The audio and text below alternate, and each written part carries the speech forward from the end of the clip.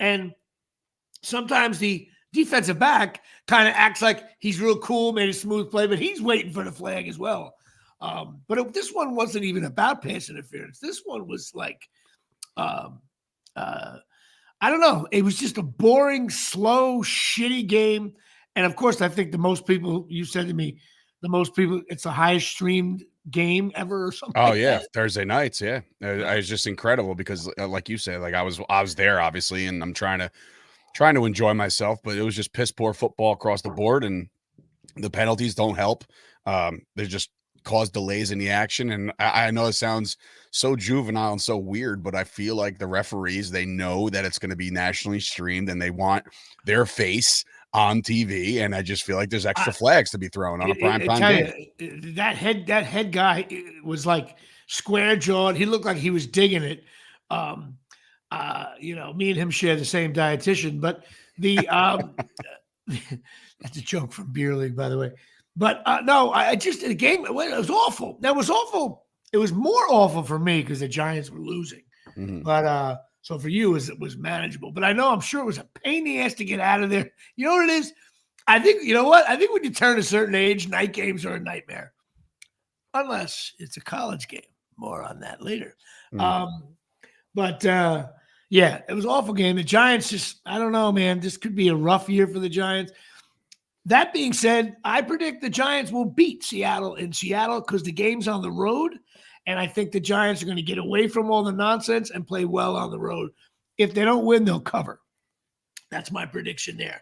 That's where we're at now, by the way, with the Giants. Yeah, we could just cover. Well, at least they cover. The Eagles. You know what? Listen, the Eagles. Everybody.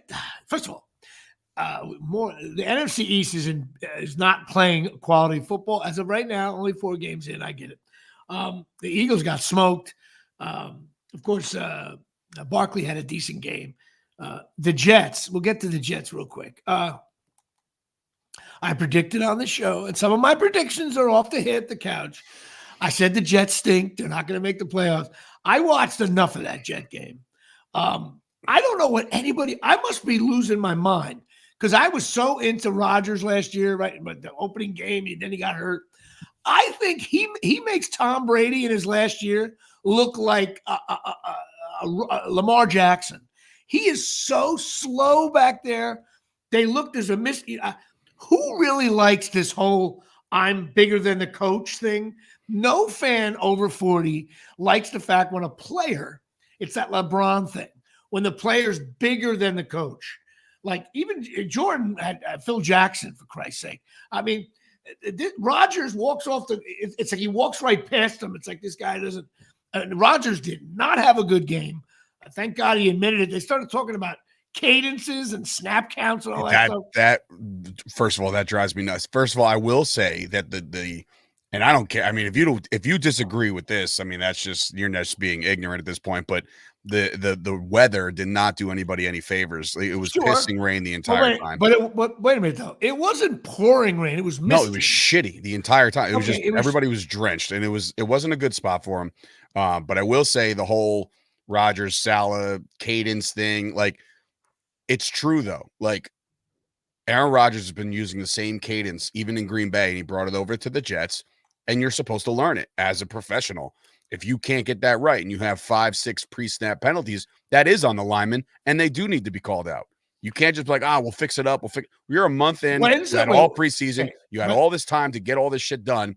I know, as a fan, I know Aaron Rodgers' cadence. I know it. So it's like, if I know it, wait a minute. In the history of football at any level, when's the last time a quarterback calls out his offensive line and it worked out for him? Look, that's the last thing you should do. That's something you do in-house. You say, hey, guys, we got to get this right. The fact that it's in the paper, if I was an offensive lineman, I would, by the way, the offensive linemen are way faster than Aaron Rodgers is in a 40-yard dash. Well, good thing they got a get right game in London against the 4-0 Vikings coming up. So that should be fun. It's right. The Vikings look. Anyway, I think the Jets are going to implode. That's what I think is going to happen. They're still better than the Giants. I disagree. I don't think the Jets are that good. Simple as that. The other thing is we were watching the game a little bit yesterday at our event, which we're going to have a whole segment on in a little bit. Now, I have been hard on Mr. Lindor since I've been doing this podcast. For some reason, I think he gets an extraordinary amount of money for not doing that much. However, he's batting this year 20 points over what he did last year. It seems like he's batting 500 since 4th of July. And the home run he hit yesterday is one of those, I can name now. Of course, it's not a home run to win the World Series or anything like that, but I can name home runs like, a Burn Baby Burn, the Tino Martinez Grand Slam, the Chris Chambliss home run against the Royals. There's iconic home runs for your team, and Jeter getting his 3,000 hit, all those kind of things. This is right there. The Mets were in big trouble. They were down 3-0. They came back to tie it. Then they shit the bed. Then they go up 6. They come back to tie and go up by 3 and up 6-3. It's like, oh my God, very late in the game. And then Diaz, who, let's face it, he's hot and cold.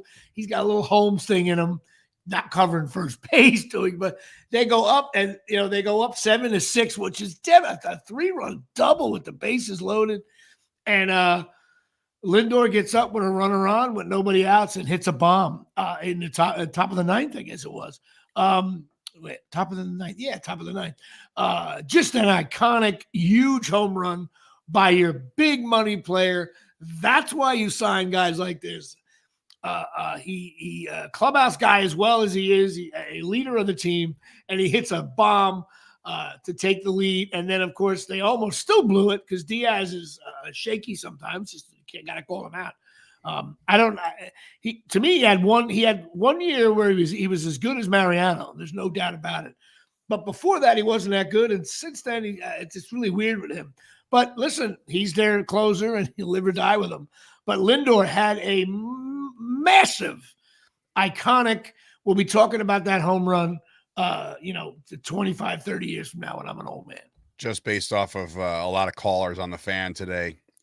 They're putting that up there with one of the greatest in-season memories with like playoff implications on the line. Like Lindor came to play and like he's been banged up lately and they're like, when are we going to get him back? Are we going to get him back? And then he gets back in that lineup, and for him to hit that and send the Mets to the playoffs, because I even said, we were talking about it the entire game. I said, man, you got to get game 1 because game 2's pressure is just going to be astronomical. You're going to have to waste one of your best pitchers, whatever the case may be. Right. So for them to back it up and get that win, that's a big, big win by the Mets. And I'm pumped for their fans. My father out there, he was listening to the game on the radio, and I know a lot of my boys out there, big Mets fans. So good for them, good for the Mets. And I'm rooting for a Subway Series. So let's go.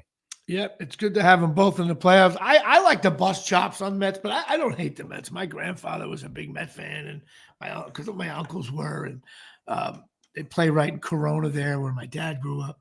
But that was certainly the Mets just have a history of shitting the bed so often.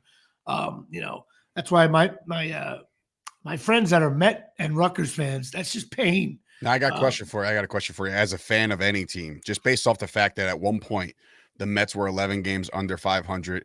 The season looked lost in May, right? Does this teach you a lesson to be patient, or is this going to be an anomaly? You know what I mean? Like they came all the way back and roaring back and got that 6th spot and all this other shit. So like in next year or years to come with any of our teams in baseball specifically, because of the fact that there's so many games, like, are you more patient? Like even if they're 11 games under and they look shit, how do you feel going into that?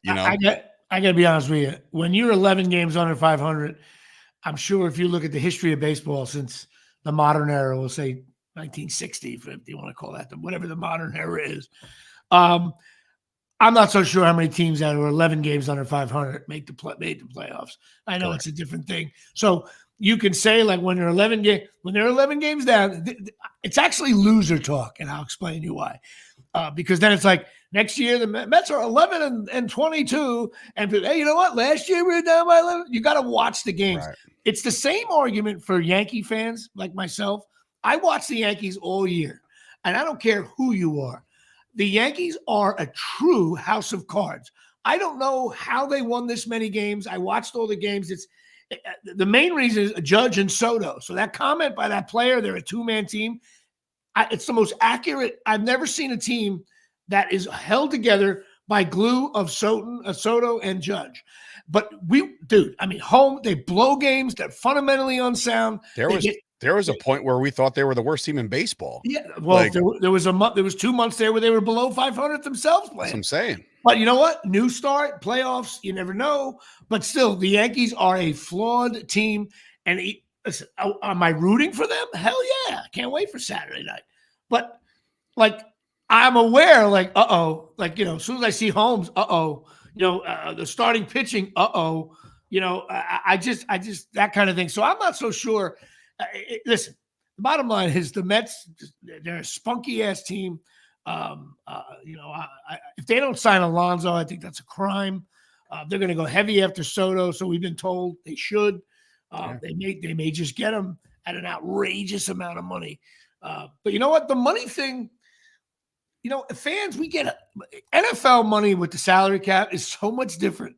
Like you literally can't get a tight end and a backup left tackle when you sign too many guys. But does anybody really care that Giancarlo Stanton's making $25 million a year? Like it doesn't affect anything. Well, when pay you tax. Well, that's what I'm saying. When the Yankees have made it very clear that they don't want to be over this luxury tax thing, then you start saying like, okay, if that's the case, then we can't pay Soto, right? But like you're thinking about Stanton's contract coming up, and that's going to be over soon. They're not going to bring him back, and there's plenty of guys on the books right now that are like, we're not bringing him back. But like you said, in baseball, it's different. If you give somebody $50 million a year for 10 years, guess what? In year 10, they're making $50 million no matter what. It's all guaranteed money. So that's the problem with baseball, because baseball is not as grueling as football is on your body. So don't give me that shit. I think the Yankees are going to make a really nice, fair offer. Sure. But you have to make that decision. Yeah, but the decision. And Judge is over 30, right? Judge, we got a late jump on Judge. He was down in the minors for way too long, and maybe justifiably so.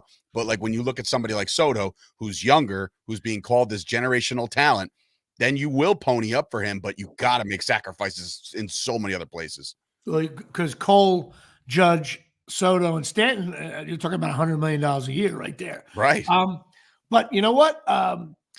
Until Stanton will have a place. Like me and my cousins were looking at Stanton's numbers this year, and you know what? They weren't as bad as I really thought they were. He missed some time. That's the key thing. He can't get on the field. But there's always room until Judge becomes the DH. Stanton has a place on this team until financially. It's like you're always going to pay a decent amount for an aging DH. I mean, not for nothing, but look at Ohtani. Ohtani's going to win MVP as a DH. So yeah, you definitely want somebody like that. Yeah. So the Yankees, I mean, listen, the Mets play the Brewers. The Yankees play. Who do the Yankees play? I wrote it down here. Who do the Yankees play on Saturday? They're playing. Why do I know this? I don't know this? I'm drawing a blank too. I just looked at it.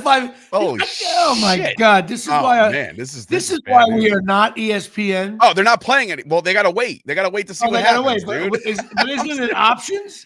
No, it's going to be lowest seeding remaining. Just so no, but isn't there's no either or? No, it's Kansas City, it's Baltimore, or it's Houston, or it's it doesn't matter. It's not like the winner of that goes. No, I don't think it's brackets. I think they reseed in baseball. If anybody knows that, please comment on the show. I'm telling you. While you're calling, no doubt about it. So there's no way it's reseeding. So like, there's no bracket. It's not like you're next in line. It's just like the way the MLB playoffs is now. It's too many. They just changed the shit. And by the way, my buddy made a mention to this in a text. He goes, "Since when did they play every other day? Like that's official now, going forward, every other day rather than 2 games at Yankee Stadium in a row, then an off day. It's every other day because there's 11,000 games. Well, that's what I'm saying. They want to drag this shit out, so that's why you're going to get. Well, it's not like the NBA where you play on Sunday, Friday, Wednesday. Matter of fact, the NBA did the NBA playoffs end yet from last year? They're over. Oh, we got some NBA nuggets this weekend. We're going to be talking about that. Well, it's too much to talk about today. Oh, really? Yeah, there is, and I don't even know if I'm prepared to talk about it, but we will. We had a lovely event occurred. Here comes the jug. A lovely event occurred in a little town in New Jersey, Piscataway, otherwise known as Piscataway, where I had some extra tickets, and my buddy Mark Gagliata, and his son Gio, and my daughter Natalie, we drove from Ramsey, Mahwah area down to. I'm not done yet. What, I didn't go. I'm describing the trip. You're setting the stage. You're setting the stage. Okay. We drove down to a little sleepy old town, Dunellen, New Jersey, where we picked up a young, feisty Dave Sturcio, and he had his 30-pack in a cooler. My daughter got to say hello to Stella, which was cute. Miles was out drinking with his friends at 3 years old. And we got in the car, and then we decided to make Dave tells me the stadium's only 10 minutes away. That's inaccurate. It's 20 minutes away. And first of all, it is 10 minutes away, but while we were traffic, yeah. While we were driving, no, there was no game day traffic for us. We got stuck.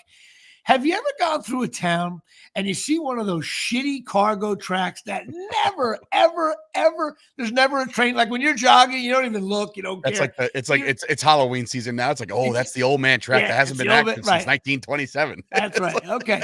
Well, while we were driving from Dunellen to Piscataway, yeah, Joe, a cargo train that looked like, these old, I never even saw anything like this, is going by, and it is like dead. We're like the seventh car. We missed it by 5 minutes. And all of a sudden, I was like, someone's got to get out of the car and look each way. That's my favorite part of this, is the fact that you made him get out of the car. You got to walk.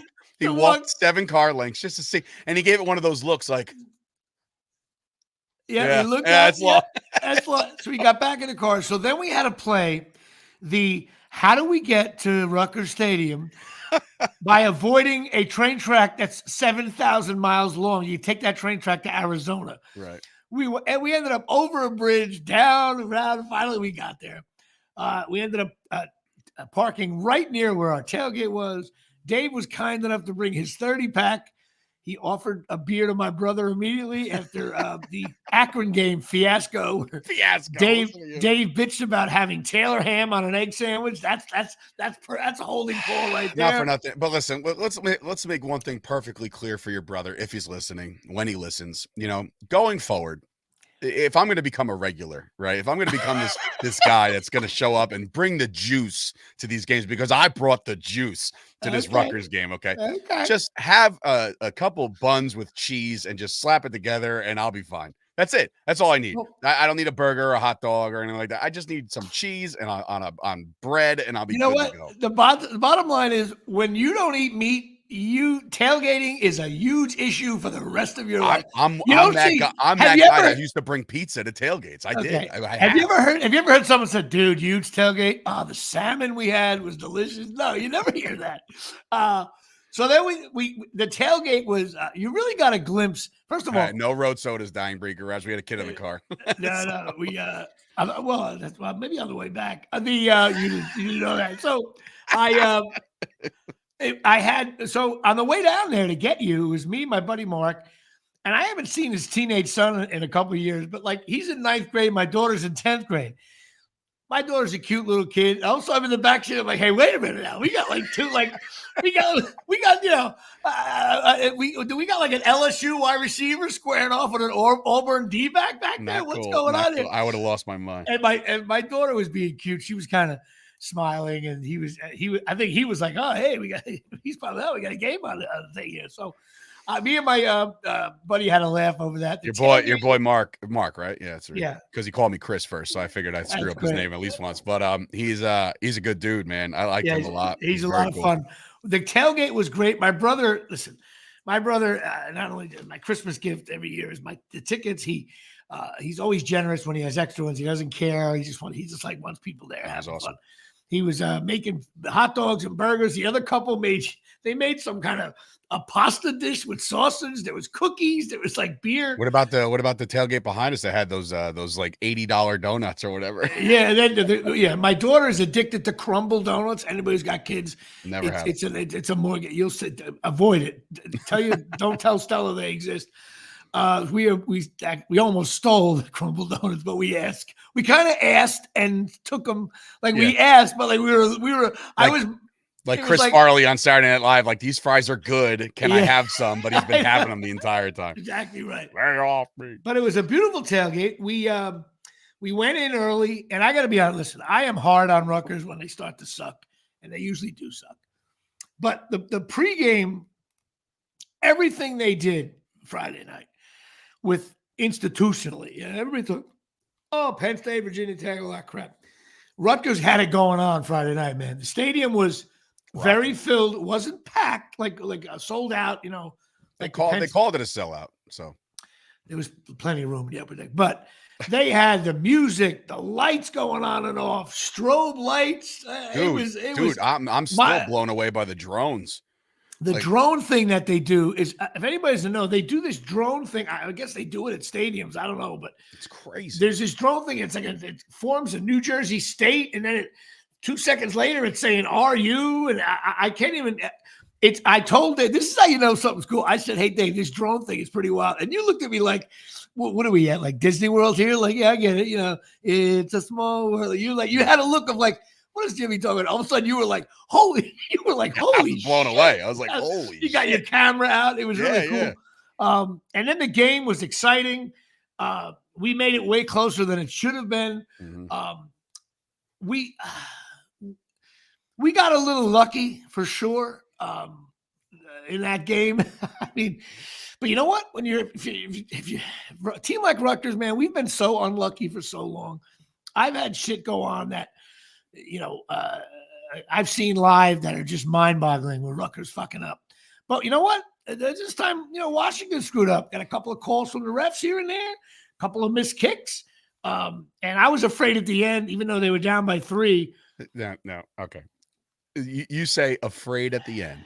Okay. And I thought, just going back to the Giants-Cowboys game, I thought when I was telling everybody in my section, hey, by the way, the Cowboys are going to drive down the field, not use enough time, try to set up for a field goal and miss. And they're like, oh, it's Aubrey. He's not going to miss. And I'm like, he's going to fucking miss. Trust me. And he missed, right? So I'm that guy. Jimmy is that guy at the Rutgers game. Because as soon as they got the ball in their hands, I'm talking Washington, we're going to lose. It's over. They're going to drive, score a touchdown. I'm like, Jimmy, one stop at a time, Jimmy. You know, I was losing my mind. And within 10 seconds, they were at the 50-yard line. Okay. And then I was like, my biggest fear, a lot of fans like, oh, maybe go to overtime. But I've been there. I was waiting for that little hitch by the quarterback, that little bump and go. Next thing you know, I'm already like thinking, are we going to have time to kick a field goal back? That's just a loser mentality in my head. I can't shake it. But we held, and a guy went. How long was that field goal? It was pretty far. Wow. However, I watched the replay, dude. From our seats, we knew it was going wide, right?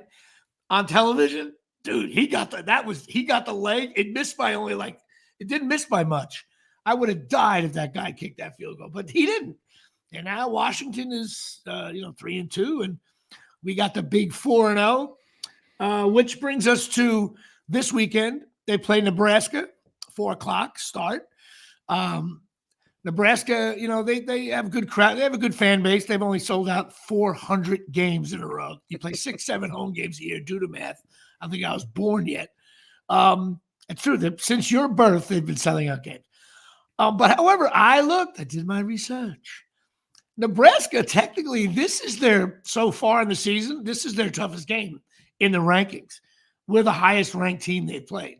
But it's away, Nebraska, they got that high fan, that way the stadium goes up in the air. It's weird. And plus, for all you watching a Rutgers game, the most annoying thing is going to happen Saturday, okay? Because every school in the Big Ten is red. So you're going to watch Nebraska and Rutgers, who the same shirt guy, Rick Chesky, made all the shirts. 5 people just drove off the road from that. It's like both. So I don't know what color Rutgers is wearing. I probably should know that, but they didn't announce it yet. Away whites, you would assume. Right, but then they're in red, but it's red all over. All of a sudden during the game, you get confused. It's awful. But they have the big N on their thing, obviously. But you know what? This game is just, I'm just going to enjoy it. I don't know if Rutgers can pull this off. It's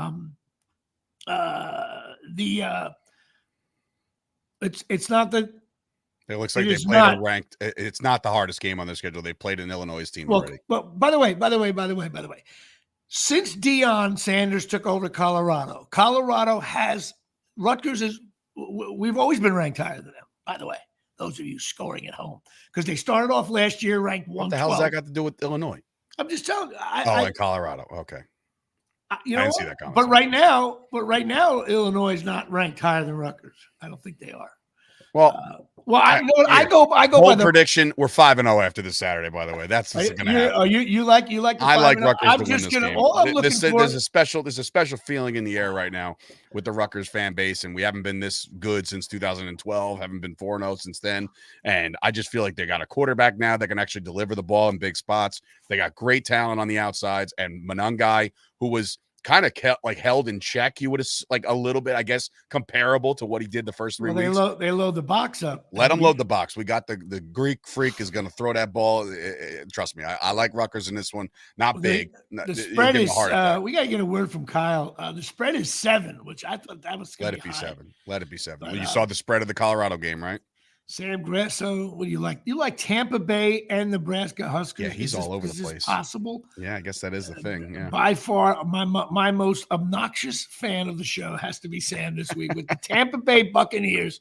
I don't even know what they are on the stinks list. I have to look when we get to that segment. But you're out. Why are you in Nebraska? Those of you listening on this, Sam Grasso why is he a Nebraska fan? Well, I'm saying is this, and this is just again.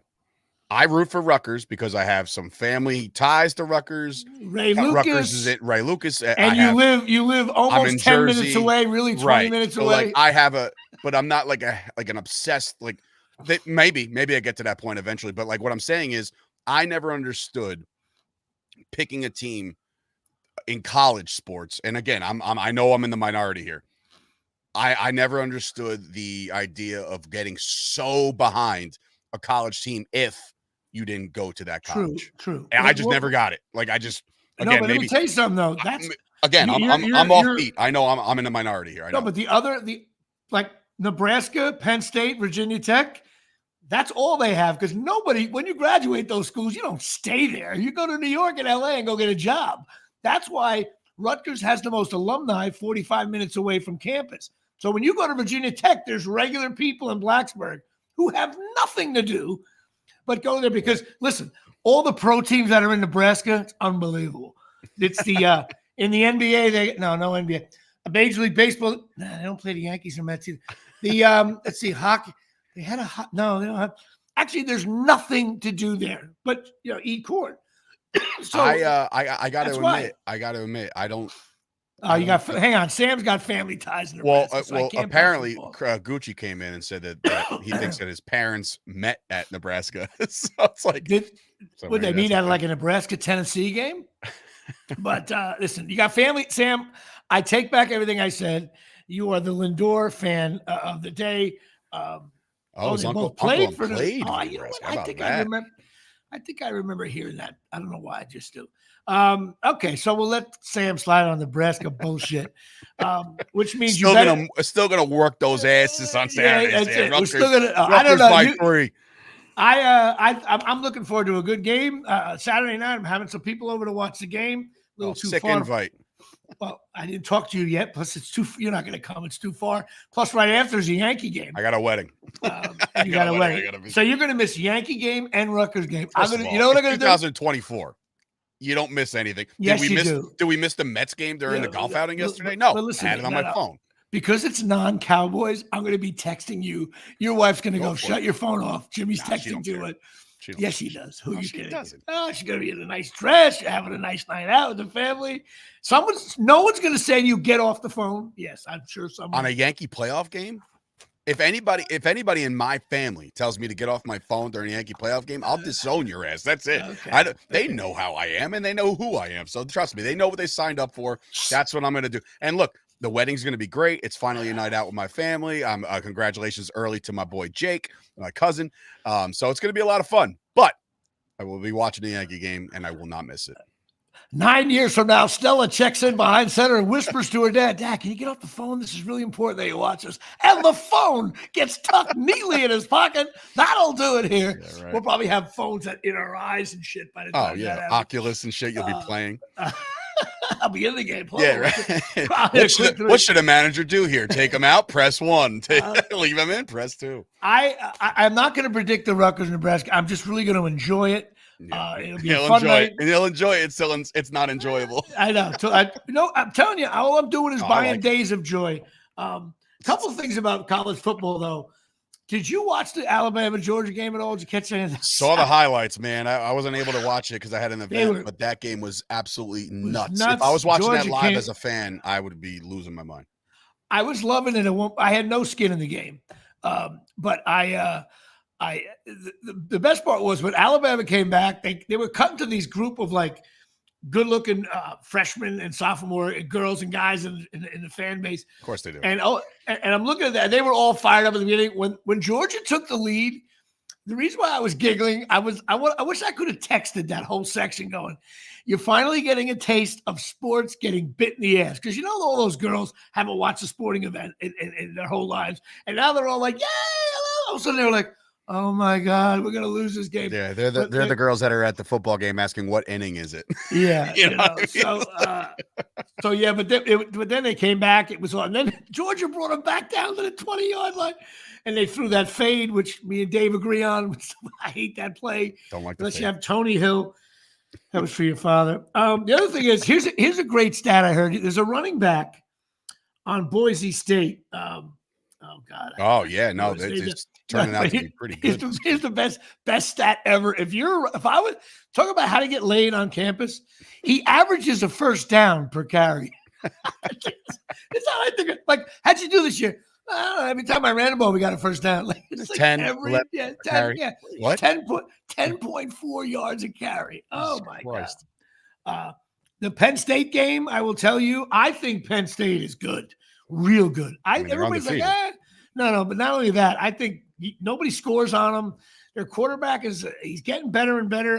Their running back, I love Monangai. Monangai would have trouble getting playing time at Penn State. Those two running backs are beasts. I think Penn State's going to cause a lot of trouble for people. What else do I want to say? A quick thing. This NIL thing, this guy Sluka at UNLV, they're 3-0. They brought UNLV back, and the guy says, he's going to redshirt. He's out.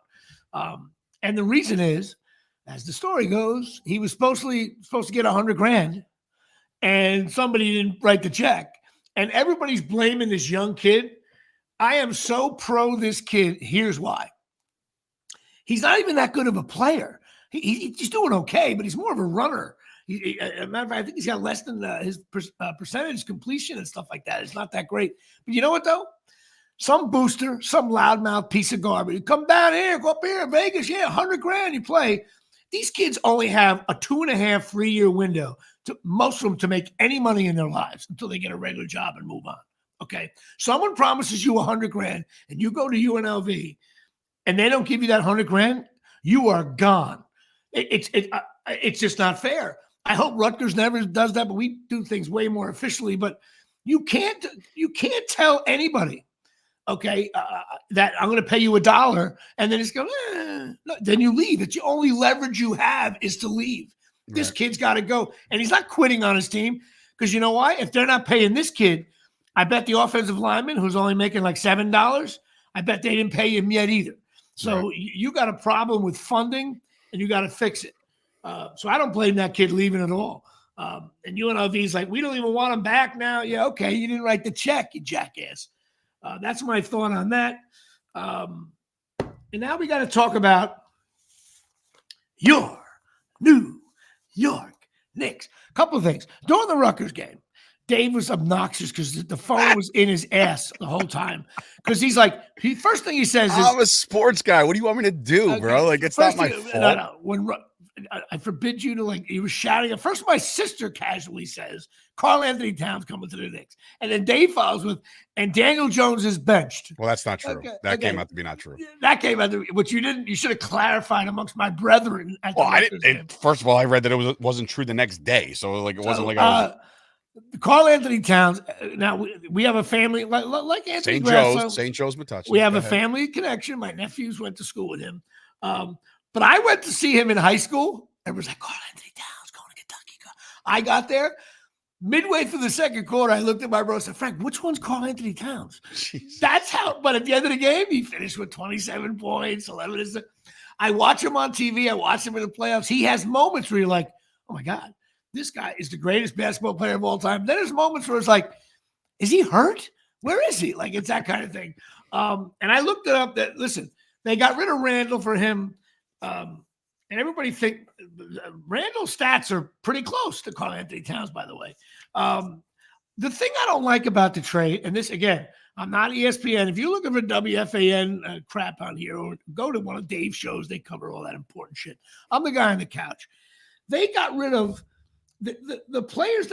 There's no more Barrett, no more Randall, no more Quickly, no more Grimes, no more Dante. Last year, Jimmy. No more Hartenstein.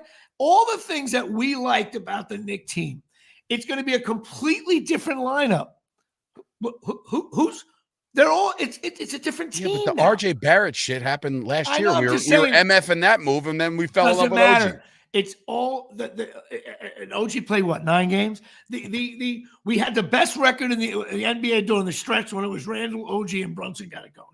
I just think, first of all, I'm telling you, when you play basketball in Minnesota. Come on, you got the Minnesota Times there, guy a little pressed. Owned by A-Rod. Okay, owned by A. That's another reason why you shouldn't sign him. I just think this guy, Carl Anthony Towns, everything I've heard is a great guy. His family's really nice. I don't wish it's about the game. I don't care about the kid. I hope he does well and donates to charity, and God bless. But I think he's going to get eaten alive by the New York media. I think it's going to take us 20 games in. It's going to be, well, they're trying to figure it all out. Well, the only good news is if they do figure it out when they're like the 7th seed or 6th seed, that's how long it's going to take them, I think. God. When they with the talent, with the kid from the Nets and Brunson and Carl Anthony Towns and OG, if they figure it all out with minutes and time and who gets the ball, and they play as a team, which the Knicks were great at playing as a team last year. Team NBA, you can't win it with one guy. Unless you're Michael Jordan. And I just think it's going to be a weird thing. There's just something about this trade I don't like. And I thought I was in the minority. And then I listened to WFAN all weekend. And Vinny from Queens is on my side. But Carl Anthony Towns is a tremendous talent. Listen, he's got a MO of being, kind of shrinking in big moments or being a little soft, right? But like, the Knicks needed to make this move. And the reason I say that is because, yes, you let Hartenstein out the door, and Hartenstein was serviceable. He was good guy, right? Like he was good for us. Good for us, right? And he took the money. I can't blame him. He walks out the door. He earned that paycheck. Good for him, right? Then the realization sets in and it's like, oh, wait, Mitch might not be ready till January. Like, we need a big guy. We have to. So you knew you wanted – listen, everybody under the sun could tell you that Julius Randle was on his way out. That was happening. Like they were figuring out packages on how to get Randall out of the building. That was never going to work. He never gelled with the team. He was hurt all year. It was just one of those things. And look, every time he got the ball in his hands, I would be like, when's he going to dribble off his left foot again? Like every time he got the ball, I got nervous. So shipping him off 1 for 1 would have been like score, right? 22 points a game every night. The problem with this trade is that people are too close to the little engine that could, right? And everybody was getting up on the DiVincenzo train and like the Italians and the big ragu and all this other shit. And I was one of them, right? I had my finger on the buy now 3 different times of getting a DiVincenzo jersey because I was like, they'll never get rid of this kid. He's going to be a New York Knicks lifer. I can't wait. And then sure as shit, that's the fit. That's what Minnesota wanted. So if you got to pull the trigger and get yourself a superstar like Carl Anthony Towns is, you got to make some guys expendable. And look, they kept the nucleus of this team together. Remember, this guy never started unless there was an injury, right? Like Josh I Josh Hart is understand your that. guy. I guess because the Knicks have been so lousy for so long. It was just of something course. fun Like about it. you're gonna have these doubts because of the fact that we couldn't get anything right. Like, oh, you bring in Julius Randle, they can't get anything right. The Marburys, the Carmelo Anthonys, all these teams that they put together. The friggin' what's this guy? Jeremy Lin, right? You have all this shit that you get excited about as a Knicks. These are all mini wins because we can never get success down the stretch. Well, I think a guy you like can Karl never Anthony get. Towns. I think a guy like Karl Anthony Towns, man, is going to have you. Vegas has the win loss total, I believe, at 53.5. Wow. 53.5 for the Knicks. So it's like, okay, so they know that the Knicks are going to be in that upper echelon of the Eastern Conference, and I think this is the guy that will literally set you apart down the stretch. The good part of the trade, I guess, and I'm talking against myself now, is and by the way, it's October and we're talking basketball. So it starts the next month. Their preseason games start that's like tomorrow. Insane. That's insane. But the NBA finals are next September. The only good thing is there are now, I think, between the guy Bridges and Cat. I'm going to call him Karl Anthony Towns. I'm not going to call him Cat. And Brunson, you do have now on the floor, NBA game, minute and a half to go. Most NBA games are 3-point leads. You do have three guys that can beat you in different ways. Number one, Brunson can drive to the hole, get fouled, go to the line. Karl Anthony Towns can drive to the hole. Karl Anthony Towns could also hit a three. You got Bridges, does a decent shooter as well. So there's options there that the Knicks, three options that they never had. And that's hard to defend. You want to double down because in the playoffs, and you're not talking about the times that Josh Hart can go on a run or the times that OG can go nuts. You know what I mean? Like these are things that can definitely put it together. I don't like the trade because I guess you said it right. The little train that could. I just enjoyed watching. And that's what I'm saying. Like we always enjoy these little things that are like, oh, well, we know we're not going to win the championship, but how cool would it be to get out of the first round? Like that's loser mentality. When you're a Yankee fan, you're like, we're going to win the World Series every fucking year, and we have to, right? And we just don't. So that's just. And you know what? I guess again, I'm being hypocritical here. The Knicks could never, ever, ever, ever get any free agent the last 10 years to come here. Every big name. So the only way to get it is by trade. So that's probably the argument. No one ever really, really good signed. I mean, look at all the big time players. Well, that's also not true because I mean, like, who do we sign? I'm saying, fucking Brunson. He was a free agent. Okay, time out a second. Brunson was a good player. He came to the Knicks, and I'm talking about LeBron, Durant.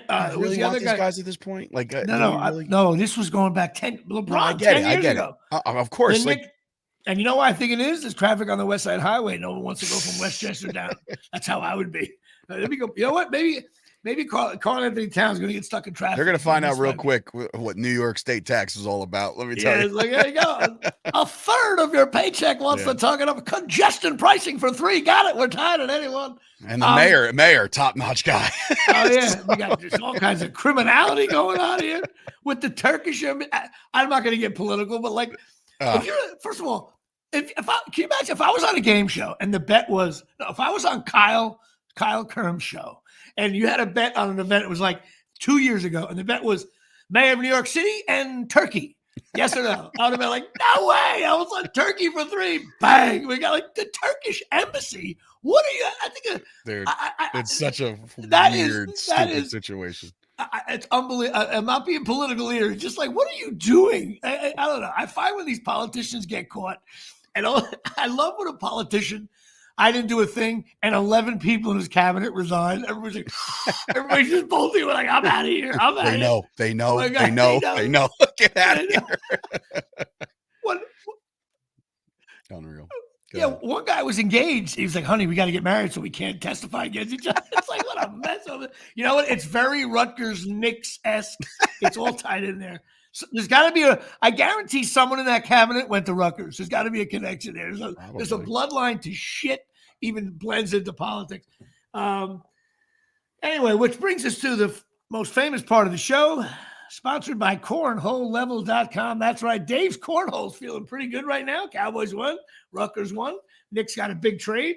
Cornholelevel.com. If you got a cornhole, but Yankees playoffs, Mets are in. Oh, big. If you can't do sports radio now, you suck. But we're not really a sports radio. We're just assholes on the couch. Maybe Dave is. I'm not.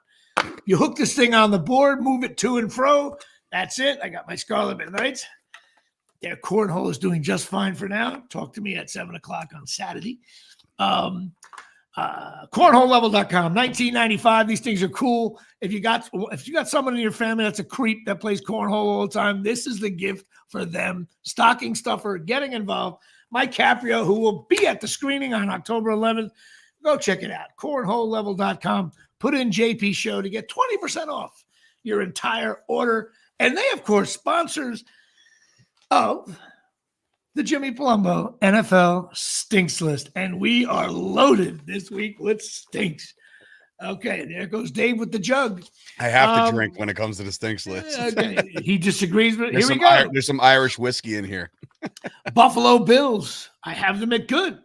New York Jets, Patriots, Dolphins stink. Pittsburgh Steelers average. Baltimore Ravens as good. Browns and Bengals. I'm so sorry. You stink. Houston Texans for the first time ever are good. The Indianapolis Colts, the Tennessee Titans, the Jacksonville Jaguars. You stink. I reluctantly put the Chiefs at very good because I don't know if Andy Reid sold his soul. They're always down by 10. They always win. There always seems to be somebody slips a flag or an individually great effort by a player. I always feel like maybe, I'm sure statistically this is wrong. I feel like the Chiefs get lucky all the time. I don't know. Maybe I'm a giant Rutgers fan. I'm so used to shitting the bed, and this team does not shit the bed ever. So I have to put them at very good. They're 4-0. They got Mahomes. Shout out to Mahomes, by the way, who took out his own player and then said next man up in the post game. Not like, I'm sorry, I can't believe that happened, but nah, like I tore my own player's ACL by colliding with him in an interception, and I don't give a shit. Right. So next man up. Solid guy.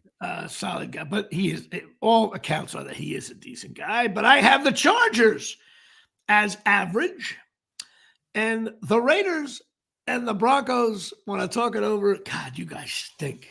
Which is why the Jets stink, because the Broncos stink. Everybody mocks out the Giants, but I think all these teams stink.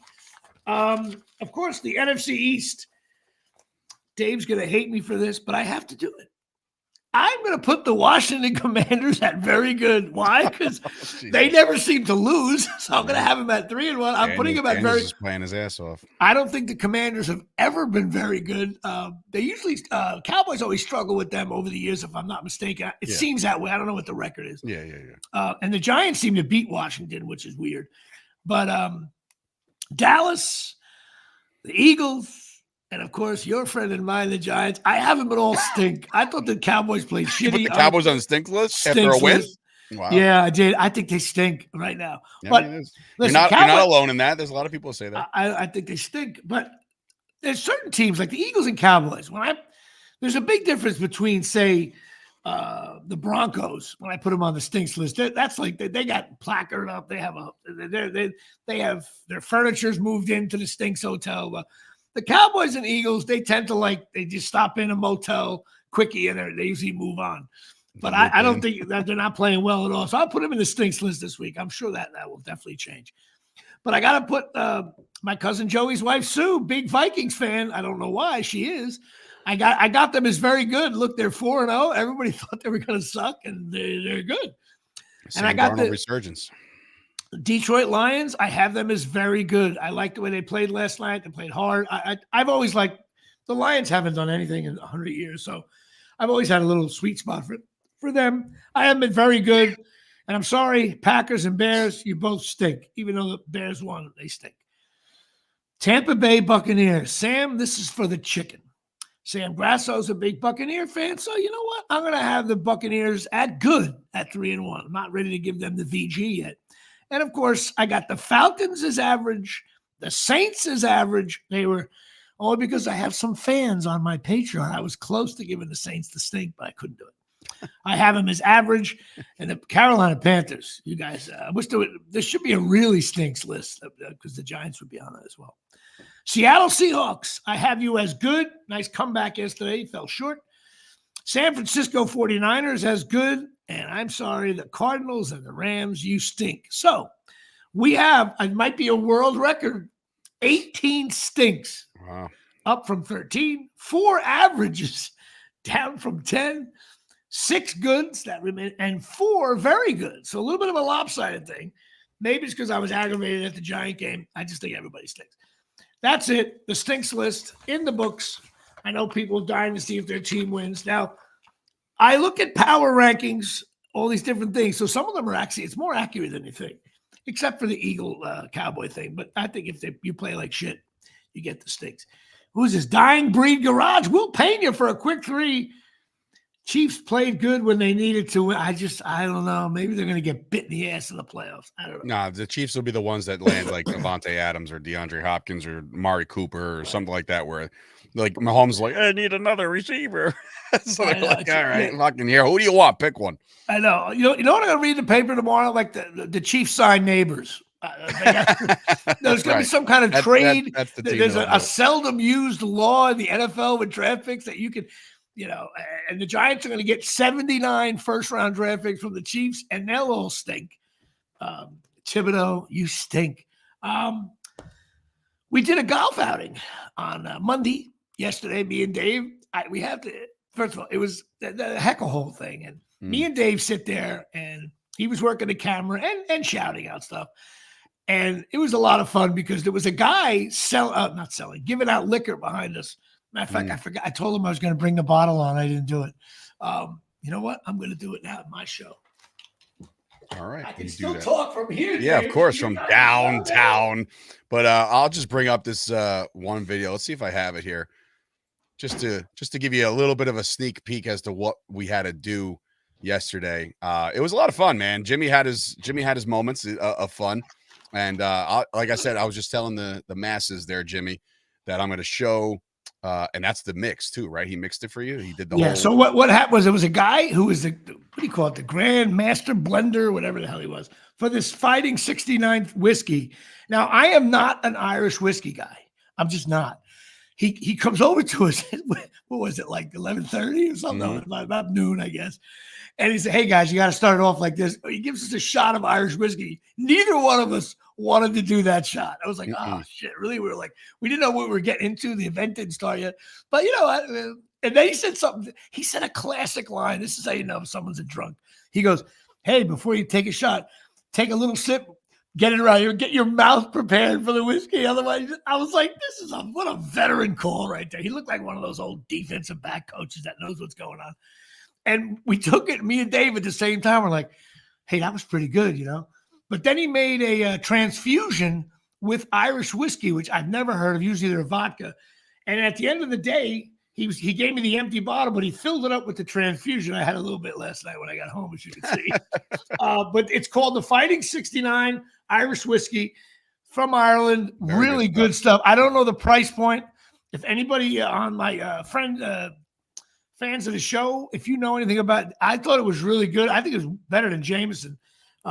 It was delicious. I want to give everybody a little preview real quick of what we had yesterday. So here's 47 seconds of the heckle hole, and Jimmy is off camera. Obviously, he is the voice. Me and him are the voices of this thing. Here's group number 4, and we'll just go take it from here. All right, let's go. What do you say? You get a nice golf shot here. How'd you do on the first hole? We figured that. Yeah. Actually, all you guys look like shitty golfers. Yeah. Yeah, that was a good one. Rizzo makes the stop. That was a good one. Hey, you want my ski jacket? You all right? A little chilly this morning where you come from Albany? What will he do? The accuracy of that one. It's the pound tree, right?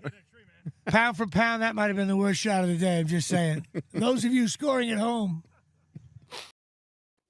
Oh man, yeah. So that's what we did all day, and just bust balls. But of course, very casually, the whiskey transfusion guy. It's like, wait a minute, I'm on my third one here. I got to slow this down. Like, I'll take another one of those, and I was like, holy shit. But we had a lot of good fun. Dave got some good footage. We got paid well. I think we did a good job. I think we made that hole more fun for the guys. Yeah, some people are into it. Some people are just like, all right, shut the fuck up. Let me hit my driver. You know what I mean? Yep. But some people were messing around back with us, which is cool. It was a lot of fun to do, and it was just, first of all, me and you sitting there, and we watched the Met game on the phone from there for a little bit. So your phone said you're no longer valid. It was the weirdest thing. We were watching it on ESPN. And then I tried to log back in to catch up because my father texted me. He was like, oh, Lindor. I was like, oh, shit. So I went to go look.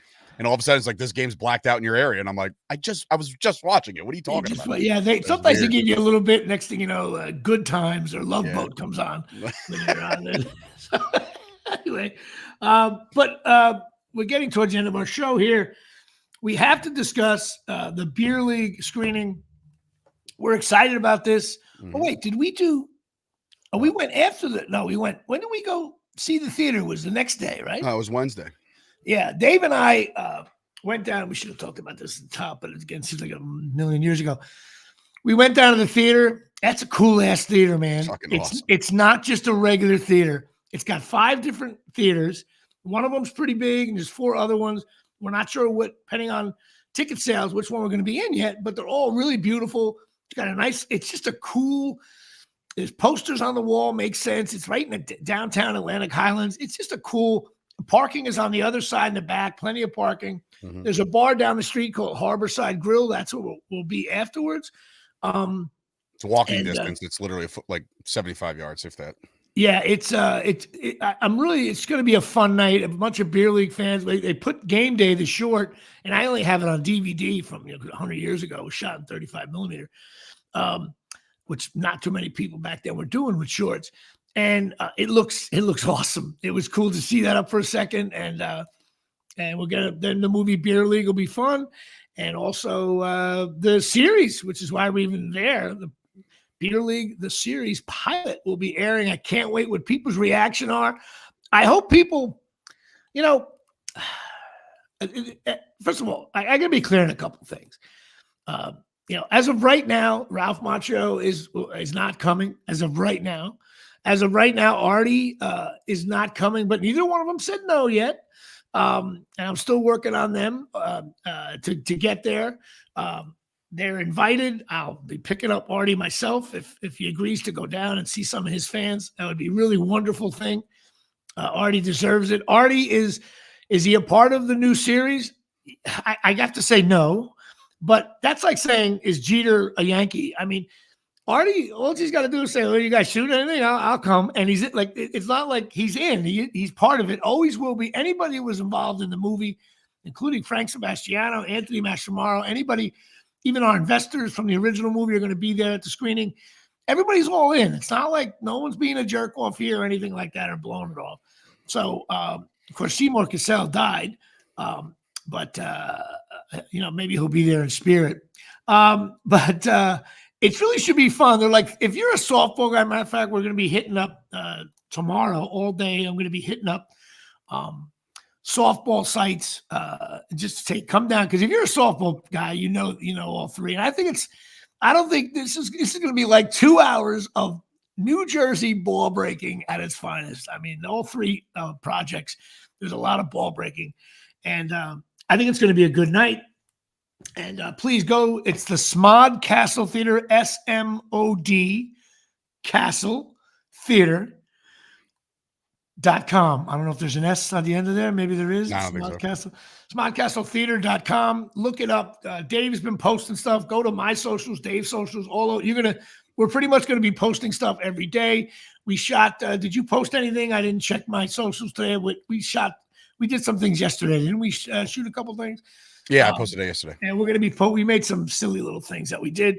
And I just think it's going to be a fun night. I don't know if there's going to be 200 people there and it's Listen, the pre-sale itself just goes to show you that people are very interested, right? And I'm just like, okay, cool, this is great. I had a number in mind; it already exceeded that, so I was like, oh, well, even better. So, but tickets are still on sale. We want to jam this place up. We want to do it again, right? Like this is like the first viewing of this, and we want to keep doing it. And it's a great theater. And Ernie's a fucking. He's great. You know what I mean? Ernie at the theater. He's Kevin Smith. By the way, the theater's owned by Kevin Smith, who did Clerks and a big-time Jersey filmmaker, lives out in California now. And Ernie is his partner who produced a lot of his films as well. Yeah. They're movie guys. They're Jersey guys. Ernie I'm ready to cast Ernie in Beer League because he's a ball breaker himself. He actually admitted we walked in. He was like, I was kidding around. He was almost like, yeah, I'm the guy who's a dick. I'm like, oh, I love this guy. He admits he's going to be a jerk off, which is great. He's been very good to us. Yeah. He's behind us 100%. And who knows? We can maybe do another one again here someday, or I'd love to do it in big time cities. Like I know Artie was real popular in Boston and Cleveland and even Philly. If we can draw a little bit of attention to it, and we're still working on getting investors as well as pitching it to the big boys, Amazon, Netflix, and all that crap, like Tubi and all that shit. It's very much alive, and hopefully we'll see Tom Baldinger, the director. Right now, you know what's really funny? Sidebar, and because I got to roll after this, but he sent out an email yesterday. I didn't get it. You know why you didn't get it? Why? He doesn't even have your email right. You know how I know that? Because I had to hit reply all and fix his email because he sent out and said, see you guys on October 1st. I was like, oh, yeah? By the way, everybody who just got this email, it's October 11th. And he goes, oh, yeah, LOL. But then when I sent that back, it said, this one got rejected, jimmypalumbo@gmail.com. And I'm like, well, that's not even his fucking email. So that's kind of funny. So, yeah, shout out to Tom. You're the man. Love you, buddy. Jimmy Palumbo, a.k.a. Johnny Trino, scoring 18 points a game, ceremoniously benched with a Gmail address. I've had that same email my entire life. Jimmy Palumbo at mac.com. That's the way it goes. I wouldn't know how to change it if I wanted to. But anyway, if we can get people to go down, I wish there was a way we could stream it and stuff like that in the night. Listen, we'll get a lot of coverage of it. I'll make sure it's on socials and everything like that. So it'll be a fun night. Are you having a guy doing some video, or are you going to be doing I'll grab some stuff, but I might have a photographer coming down for any kind of pre and post and stuff like that. So we'll figure it out. I got to figure out. I was looking for maybe because what about McNally? What's he doing? I could see if he can come down. I guess we got to give him a few bucks to come down and see if we'll do it. The thing is, I may get a hotel room because the next morning it's Rutgers, Wisconsin. Right. But that's a problem because I got to pick your fat ass up, or I'll make you go to the Hooters. As long as I don't got pumpkin picking that day with the family. Here we go. But again, Rutgers is the bottom of the totem pole right now as far as my fandom is concerned. So therefore, I can miss something like that. Or I say miss it. I won't miss it. I won't miss it. You know why I won't miss it? Why? No, I'll tell you why.